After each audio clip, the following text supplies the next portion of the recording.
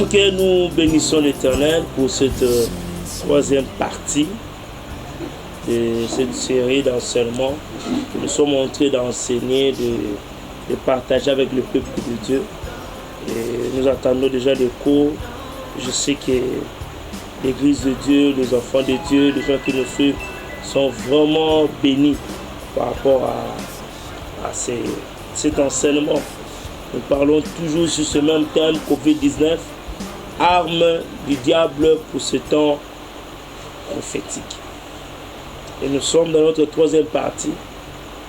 Première partie, on a eu à expliquer les objectifs que le diable poursuit plutôt, lorsqu'il a envoyé cette pandémie. Nous avons démantelé les secrets, ceux qu'ils ont eu à parler dans des coucous là-bas, dans des réunions cultes, et l'Esprit de Dieu nous a aidés à sonder et à comprendre, même si on n'avait pas participé. C'est ça le bonheur d'être avec Dieu. C'est le Saint-Esprit, c'est l'esprit de la révélation aussi. Alors nous avons parlé de notre première partie comme ça. Deuxième partie, on a commencé à expliquer comment on peut investir dans notre spiritualité pour que la spiritualité soit élevée. Et on a commencé à parler de la prière. Alors, vu ce qu'on a parlé précédemment dans notre deuxième partie, on voulait directement entrer dans un autre point qui concourt aussi à l'évolution ou à l'épanouissement de notre spiritualité. Mais l'Esprit de Dieu nous a retenu, insisté qu'on puisse parler toujours aussi de la prière. C'est comme si on a parlé de la prière, on n'a pas fini à entrer en profondeur. Voilà pourquoi je reviens encore. Mais je vais vous proposer des textes que je vais lire rapidement pour vous aider à comprendre ce que nous voulons parler ou insister sur la prière aujourd'hui. Daniel chapitre 5, verset 25 en 27, je lis au nom de Jésus-Christ. Voici l'écriture qui a été tracée, comptée, pesée et divisée. Et voici l'explication de ces mots. Comptez, Dieu a compté ton règne et il a mis fin. Pesé, tu as été pesé dans la balance et tu as été trouvé léger. Divisé, ton royaume sera divisé et donné aux Mèdes et aux Perses. Même livre de Daniel, chapitre 5, je lis les versets 11 à 12. Je lis au nom de Jésus-Christ. Il y a dans ton royaume un homme qui a en lui l'esprit de Dieu saint. Et du temps de ton père, on trouva chez lui des lumières, de l'intelligence et une sagesse semblable à la sagesse de Dieu. Que Dieu soit loué. Saint-Esprit, nous te recommandons cette troisième partie. Assiste-nous dans tout ce que nous aurons à parler et donne une compréhension à ton peuple et que le message tombe dans une terre fertile, que cela puisse germer. Au nom de Jésus-Christ. Amen. Alors nous parlons sur la prière, qui est aussi l'une des stratégies qui va nous aider à développer notre spiritualité. Parce que nous avons compris que dans ces combats ici, les faibles vont tomber. Les gens qui vont élever leur spiritualité, ils seront dans la grande moisson que le Seigneur va venir récupérer. Alors la prière, c'est vraiment un équipement qui nous aide à élever notre spiritualité. Laissez-moi donner 3 points essentiels. Celui qui a élevé spirituellement est au-dessus de ce qui est charnel. Ça fait jusqu'aujourd'hui, nous sommes encore dans des tralala, dans des querelles, dans des tiraillements. C'est parce que la spiritualité n'est pas encore élevée. Quand la spiritualité est élevée, les charnel est tué. Cela veut dire quoi? Les charnel devient un cadavre. Pourquoi? Parce que lorsque la spiritualité est élevée, la chair n'a plus de l'ascendance sur l'esprit. Une personne qui est faible spirituellement, la chair est collé à la personne. Donc vous allez remarquer que les œuvres de la chair, les désirs de la chair, des choses qui n'aboutissent à rien, qui n'ajoutent rien dans la foi, c'est ce qui va s'attacher à ça. On a tout intérêt d'élever la spiritualité. Et j'avais dit que, je dis encore, la spiritualité a de l'ascendance sur le physique. Une personne qui est spirituellement élevée, il a, ou elle a, parce que parle de la personne, une autorité. Je voulais dire, elle a de l'ascendance, elle a du poids sur le physique. Voilà pourquoi le temps arrive, ou les jours qui viennent, tu vas travailler dans une entreprise où il y a des occultistes, mais à cause de ta spiritualité, tu vas dominer sur eux. Un marché qui voulait te fuir parce que tu n'es pas le leur, mais à cause de ta spiritualité, tu peux récupérer ça. Et troisième chose, investir dans ta spiritualité, c'est déclarer déjà une victoire d'avance. Écoutez-moi, la Bible dit ceci.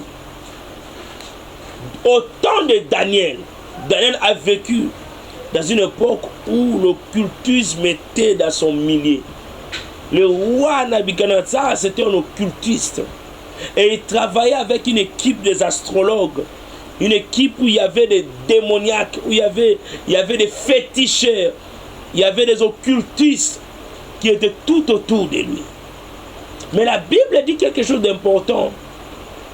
Si ma mémoire ne m'abuse, la Bible dit, malgré cet environnement-là, Daniel avait l'autorité sur eux.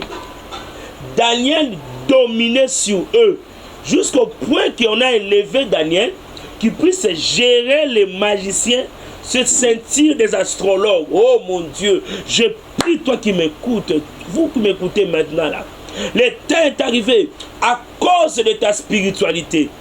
On mettra 50 avocats, des occultistes, les gens qui sont dans les noirs, dans des sectes. Mais à cause de la spiritualité que tu vas élever, cela fera que tu puisses avoir de l'ascendance sur eux. Eux qui te dominent, que tu ne chômes pas. Le marché vient sur toi. Les opportunités viennent à ta porte à cause de ta spiritualité. Écoutez-moi, la Bible dit, il est le même hier, aujourd'hui et éternellement. Et la Bible dit, ce qui a été, c'est ce qui sera. Ce qui s'est fait, c'est ce qui va se faire. Cela veut dire au temps de Daniel, je rêve voir les choses que Daniel a vécues. Je rêve voir une église environnée dans une parcelle où il y a des démoniaques, mais à cause de ta spiritualité, tu règnes sur eux. Je veux avoir une église où les gens font des voyages pour faire des commerces. Tu es entouré avec des collaborateurs, avec des entrepreneurs qui sont dans des roses croix, dans des occultismes. Mais à cause de ta spiritualité, ils te trouvent 10 fois, 100 fois meilleurs que eux. C'est ce temps ici que nous sommes. Le Dieu qui a accompagné Daniel, c'est le Dieu dont je vous prêche ce soir. Le diable a arrangé son système. Il a envoyé l'épidémie, la pandémie Corona-19. Ça ravage, ça tue. Marie n'a pas réussi le taux que lui voulait. Ça ravage, ça a bougé l'économie mondiale. Ça va toucher la vie sociale. Certes. Et troisièmement, il cherche à instaurer déjà un nouvel ordre mondial. Mais écoutez-moi, si nous gardons la spiritualité, nous allons vivre ces moments ici prophétiques sans pour autant que nous soyons leur marchepied. Ils ne vont pas marcher sur nous. Ils ne vont pas imposer des choses sur nous. Si nous sommes spirituels, écoutez-moi bien. Vous allez me demander, parce que qu'est-ce que tu veux dire quand tu parles de la spiritualité? Écoutez-moi, je l'ai dit ça dans la deuxième partie, je l'insiste encore maintenant. Peut-être que tu n'avais pas eu l'occasion de suivre. Écoutez-moi, l'homme, c'est un esprit qui habite dans un corps et qui a une âme. Cela veut dire quoi? La définition de l'homme. Donc voilà pourquoi Job pouvait paraphraser et dire ces choses. En réalité, dans l'homme, c'est l'esprit. Même quand Dieu a créé Adam et Ève, il a mis les oreilles, les yeux, les nez, tout ce que l'homme peut voir des parties du corps qu'il pouvait avoir. Mais écoutez-moi, l'homme ne bougeait pas. Il a fallu un souffle. C'est ça l'esprit. Donc le vrai Eric Winer, ce n'est pas ce que tu vois ici, ce n'est pas ce corps, c'est l'esprit qui est à moi. Maintenant, l'état de ton esprit là détermine ce que tu seras dehors. Je vous conjure, bien-aimés, investissons dans notre spiritualité. Nous sommes dans un temps où l'ennemi règle encore. Donc, si vous vous souvenez de l'histoire de Daniel et de Shadrach, Meshach, Abednego, lorsqu'on voulait les jeter dans le feu, la Bible dit, on a multiplié la chaleur de feu 7 fois. C'est ce que l'Esprit m'a dit. Le diable va multiplier la chaleur. Il y aura des gens qui vont quitter l'Europe pour venir au Congo. Il y aura des mouvements des immigrations parce que les gens vont penser que si je pars ailleurs, je peux trouver. Si je quitte pour aller ailleurs, je peux voler. Oui, certes, ça peut arriver que le changement de milieu peut aussi apporter l'épanouissement dans la vie d'une personne. Je ne disconviens pas, mais écoutez-moi. Ce qui va se faire dans ces temps ici, la plupart, ça sera le mouvement des changements de vie, des changements de pays. Ça sera pour la raison tout simplement que l'instabilité va régner. Nous devons élever la vie de prière. Pourquoi je vous dis ça? Daniel était fort spirituellement. Il était fort spirituellement. Mais la Bible nous montre son secret. Si vous lisez Daniel chapitre 6, verset 10, la Bible dit, lorsqu'il a senti qu'il y a un combat, on veut l'attaquer. On veut le réduire à néant. L'ennemi a cherché comment il va le déstabiliser par un guet-apens qu'on a préparé pour le prendre en sandwich. Daniel, quand il a compris ça, la Bible dit, il a commencé à prier comme auparavant 3 fois par semaine. Dis-moi combien de fois tu pries par jour? Si Jésus pouvait s'y prendre ses disciples pour lui dire que comment vous n'arrivez pas à prier pendant 1 heure du temps, ne fût-ce qu'1 heure du temps. Jésus a voulu pleurer, il a dit, mais comment? Je vous ai laissé ici, vous commencez à dormir. Le temps ou l'époque que Jésus a parlé là, aujourd'hui c'est le temps que nous vivons. Quelqu'un peut faire 1 heure du temps avec un téléphone Android, mais il ne peut pas faire 1 heure du temps dans la prière. Vous savez pourquoi? Ce n'est pas lui. La spiritualité est faible. Lorsque la spiritualité est faible, les accessoires, la distraction prend une place prédominante et ce qui est important devient une corvée. La prière n'est pas une corvée, ma soeur. La prière, ce n'est pas quelque chose qui peut te déranger. La prière doit couler de toi parce que c'est quelque chose qui t'aide à élever ta spiritualité. Daniel était fort parmi ses contemporains parce que Daniel priait. Un homme de Dieu lui a posé la question, quel est ton secret? Il a dit, j'en ai 3. On lui dit, énumère-nous, on en a besoin de copier pour que nous aussi, nous puissions devenir forts. Il a dit, le premier secret, c'est la prière. Deuxième secret, c'est la prière. Troisième secret, c'est la prière. Moi aussi, je vous dis, priez, priez, priez. La prière, nous ne pouvons pas penser combien ça fait dans notre vie spirituelle. Une petite exercice sur un exemple banal que je peux vous donner. Vous savez, lorsque vous venez prier, ne fût-ce qu'1 heure du temps, vous allez constater que la chair devient faible. Comme si tu as fait un travail qui t'a pris 5 heures du temps, un travail manuel. Oui, parce qu'un travail spirituel, c'est plus qu'un travail manuel. Voilà pourquoi même, on peut bien parler quand on ne prie pas encore. Mais lorsqu'on met la prière, tu commences à bélisser la bouche. Pourquoi? Parce que la prière gêne certaines personnes. Mais écoutez-moi, lorsque la prière n'est plus qu'on veut pour toi, sache-le que ta spiritualité commence à monter. Ici, la Bible dit, Dieu a dit au roi, pesé, tu as été pesé. On t'a trouvé faible. Je venais de dire ça dans notre deuxième partie. Il y a des gens, ils voyagent, ils roulent au carrosse, ils sont dans de bonnes conditions, mais spirituellement, ils ne représentent rien du tout, parce que sa spiritualité est faible. Nous avons tout intérêt, surtout dans ce moment ici, ce temps ici prophétique, où l'ennemi a élevé des armes de guerre. Il a élevé le coronavirus pour détruire, saccager, pour toucher les économies, pour toucher le rendement du monde, pour que ton salaire devienne 10 fois moindre qu'avant, pour que tu sois limogé brutalement. Tu quittes ton travail, mais il vise quoi? Il vise ton foyer. Il vise tes enfants. Il sait que si tes enfants ne sont pas à l'aise, tu ne seras pas à l'aise. Et tu ne sauras pas prier. Et pendant ce temps-là, ce n'est pas le temps de dormir. C'est le temps d'investir dans la spiritualité. Voilà pourquoi quand je lisais hier la Bible, j'ai compris une chose. La Bible dit lorsque l'Église, je pense que j'en ai les versets ici, Actes des Apôtres chapitre 2, verset 42. La Bible dit l'Église persévérait dans la prière. Si je peux ajouter dans Actes chapitre 3, verset 29, si on peut me donner ce texte-là, la Bible dit lorsque l'Église a senti que le combat est devenu acharné, nous sentons que le combat est devenu acharné. Mais nous ne faisons pas semblant. Pourquoi vous faites la sourde oreille? Vous pensez que le fait de s'en foutre de quelque chose, cela veut dire que vous avez trouvé la solution pour ça? Non! C'est comme les gens qui prennent de l'alcool. Ils se disent, j'ai trop de problèmes, je prends l'alcool pour que j'oublie. Après avoir pris de l'alcool ou après le temps de l'ivresse, tu dis, tout revient à la normalité. Et tu vas comprendre que rien n'a changé. De même manière aussi, les gens s'en foutent. Oh, c'était qu'une maladie. Oh, qu'est-ce que cela va faire? Les gens qui sont morts, c'était destiné à mourir. Attention, ce n'est pas tous les décès qui est la volonté de Dieu. Oui, il y a ce qu'on appelle la volonté permissible de Dieu et la volonté souveraine de Dieu. La volonté souveraine de Dieu, c'est le plan que Dieu a prévu pour quelqu'un. La volonté de Dieu est que tu vieillisses, tu grandisses et que tu atteignes de la vieillesse, parce que la vieillesse est bonne. Mais combien l'atteindre? Combien arrivent jusqu'à la vieillesse?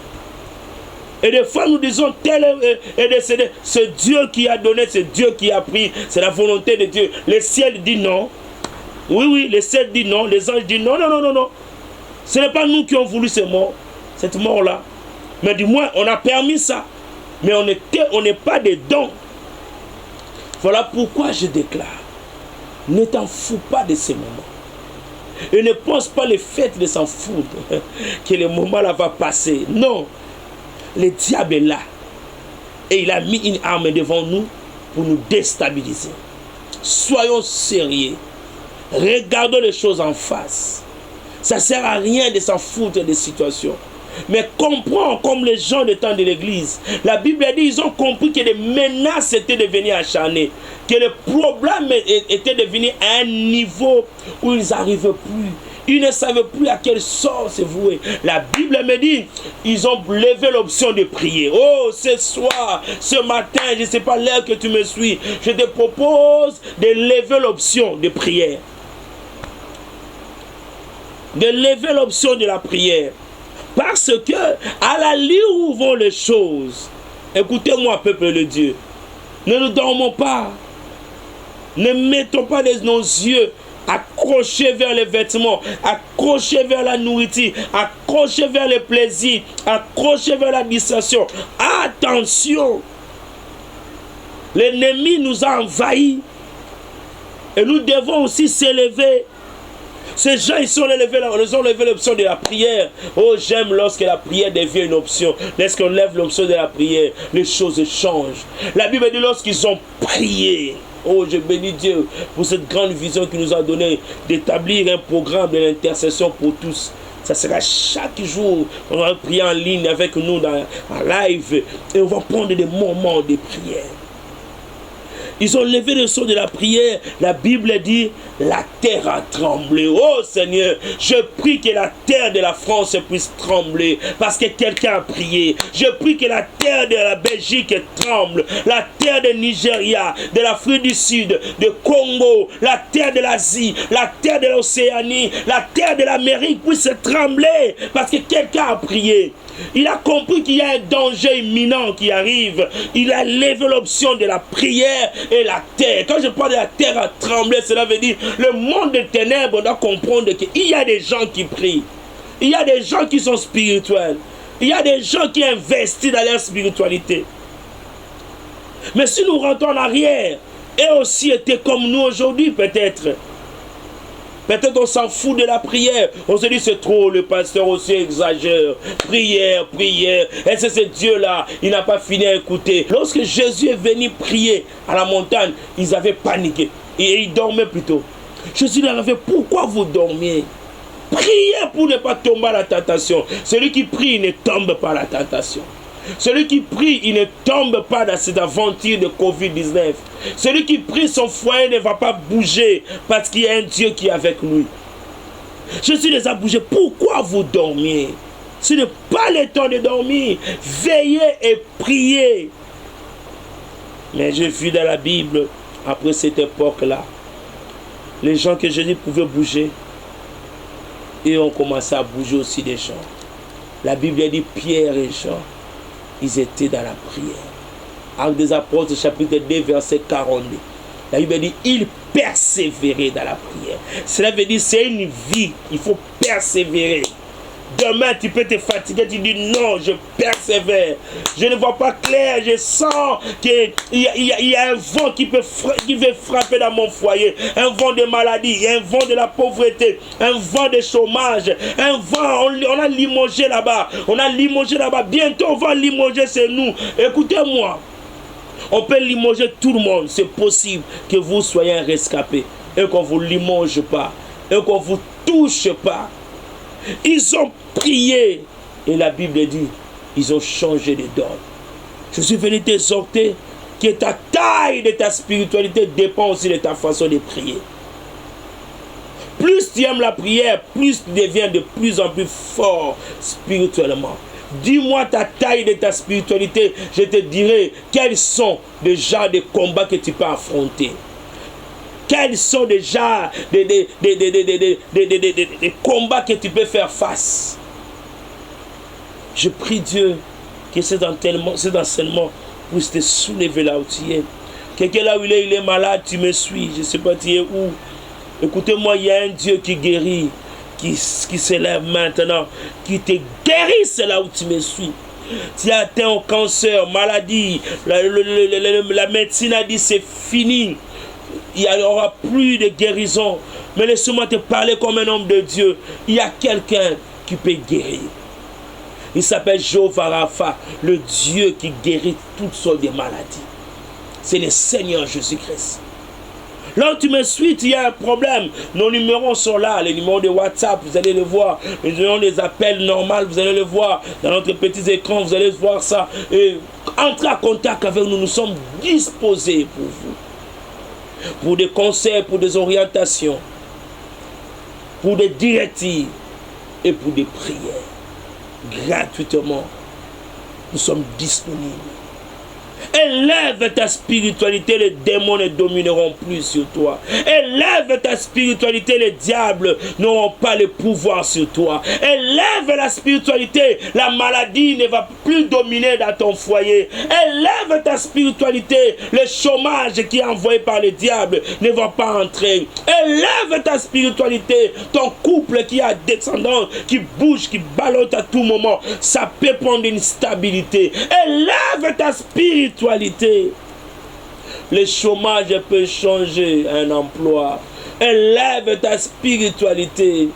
Des maladies incurables peuvent devenir curables. Élève ta spiritualité. Des mauvais songes, des mauvaises visions qui circulent toute la nuit, ça peut quitter maintenant. Au nom de Jésus-Christ, élève ta spiritualité, élève la vie de la prière, investis ton temps dans la prière. Tu en as vécu, tu en as investi dans des choses qui ne payent pas. Tout le temps dans les YouTube, tu regardes n'importe quoi, tu perds ton temps. Ce temps-là, tu peux le maximiser dans la prière. Élève ta spiritualité, ma soeur. Ce temps que nous vivons, c'est un temps où les hommes spirituels, les femmes spirituelles vont faire face aux stratégies que l'ennemi fait. Élève la spiritualité. Je vous annonce qu'il y a une 4e partie. Vous allez suivre ça incessamment. Et je sais que Dieu va nous parler. Dieu va nous édifier. Comment faire face dans ce temps ici? J'ai dit la spiritualité compte. Et comment investir dans ta spiritualité? J'ai insisté pour la deuxième fois sur la prière. J'en ai parlé la fois passée, j'insiste maintenant. Suivez-nous, abonnez-vous massivement dans notre chaîne YouTube et de partager des liens. Demandez aux gens de s'abonner encore massivement. Envoyez-nous vos textos dans les WhatsApp. Écrivez-nous. Tu as besoin de la prière, nous sommes là. Ce n'est pas parce qu'il y a les faux que les vrais n'existent pas. Il y a des vrais. Et ce n'est pas parce que les faux parlent des vrais que les vrais deviennent faux. Non, il y a des vrais. Il y a toujours une poignée de gens qui n'ont pas fléchi devant Baal. Que mon Dieu vous bénisse. C'est le pasteur Eric Winer Nyombe. Je pense qu'il était fantastique. Ça vous a béni, ça vous a édifié. Mais j'ai une proposition à vous faire. Il y a moyen que vous puissiez le suivre chaque fois, à chaque moment. Je propose un moyen très facile. Abonnez-vous dans notre chaîne YouTube. Vous allez voir dans notre petit écran. Appelez-nous sur WhatsApp. Écrivez-nous, nous allons vous rappeler. Et appelez-nous dans les appels normaux. Entrez en contact avec nous. Je pense que vous ne serez pas déçus. Nous sommes dans un moment, un temps critique. Mais écoutez-moi, si dans les temps d'Élysée, ils étaient dans des temps critiques, Dieu a ouvert le ciel. Ce qui peut aussi ouvrir à nous. Tu es malade, touche là où tu te sens mal. Tu as un problème, touche là où tu sens un problème. Tu as une difficulté, je ne sais pas qu'est-ce qui te dérange, prends ta main droite, mets ça dans ton cœur. J'aimerais libérer une prière prophétique pour toi ce soir. Je sais que mon Dieu va agir. Il n'y a aucune maladie que Dieu échoue. Il n'y a aucun problème qui est insoluble devant Dieu. Dieu résout tous les problèmes. Tu peux mettre ta main sur ton cœur si tu as un problème. Et si tu es malade, tu tiens là où tu te sens mal. Je te présente un Dieu vivant. Il s'appelle Seigneur Jésus-Christ. Et là où tu es, peut-être tu as écouté le message, tu dis, qu'est-ce qu'on peut faire? Je vous dis, accepte Jésus dans votre vie. C'est un appel au salut que je te propose. Aujourd'hui ou jamais, c'est maintenant. Donne ta vie à Jésus. Tu peux faire cette prière ensemble avec moi là où tu es. Tu dis, Seigneur Jésus, je donne ma vie à toi. J'ai écouté ces messages. J'ai accepté de te suivre. Je veux devenir ton enfant. Accepte-moi dans ton royaume. Je t'accepte comme Seigneur et Sauveur. Je donne tout mon cœur. Aide-moi à suivre ton chemin. Au nom de Jésus-Christ. Amen. C'est un bon rendez-vous que tu as pris. Que Dieu te bénisse. Sois guéri et sois libéré de l'oppression satanique. Au nom de Jésus-Christ, Seigneur. Amen.